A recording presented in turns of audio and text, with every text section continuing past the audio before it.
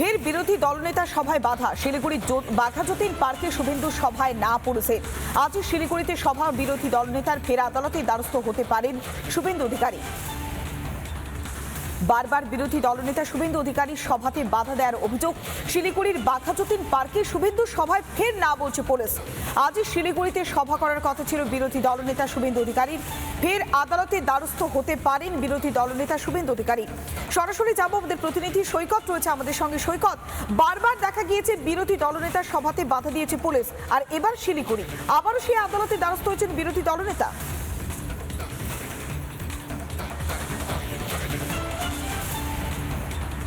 একদমই, তার কারণ এছাড়া আর কোনো উপায় নেই।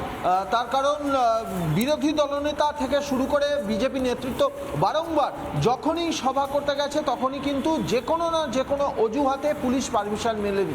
কিছুদিন আগেই, 2 থেকে 3 দিন আগে বিরোধী দলনেতা শুভেন্দু অধিকারী একটি লিস্ট প্রকাশ করেছিলেন বিগত 3 থেকে 4 বছরে তার সভায় কতগুলো সভায় এইভাবে পুলিশি বাধা এসেছে এবং হাইকোর্টের দ্বারস্থ হতে হয়েছে। প্রায় 1000-এর কাছাকাছি এই ধরনের ঘটনা ঘটেছে, যেখানে রাজ্যের বিভিন্ন জায়গায় পুলিশি বাধা এসেছে। বিরোধী দলনেতার সভা করতে গিয়ে, কোনো সময় মিছিল করতে গিয়ে, সমাবেশ করতে গিয়ে পুলিশি বাধা এসেছে।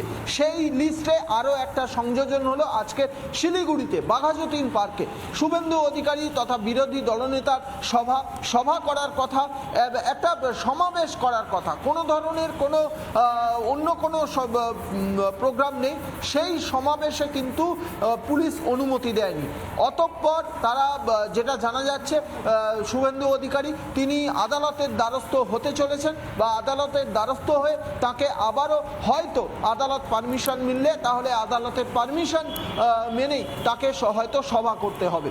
এই নিয়ে এর আগে বিস্তর অভিযোগ করেছিলেন। বারংবার বিরোধী দলনেতা বলেছিলেন যে তাকে সভা করতে দেওয়া হচ্ছে না, মিছিল করতে দেওয়া হচ্ছে না, কখনো কখনো স্ট্রিট কর্নার করতে দেওয়া হচ্ছে না।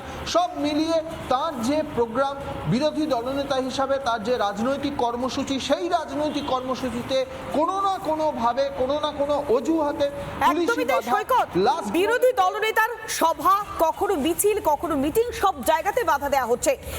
নানা ধরনের কন্টেন্ট দেখার জন্য লাইক করুন, শেয়ার করুন আমাদের ফেসবুক পেজ, সাবস্ক্রাইব করুন আমাদের ইউটিউব চ্যানেল। পাশাপাশি অন্যান্য ব্রেকিং নিউজের জন্য অবশ্যই চোখ রাখুন রিপাবলিক বাংলায়।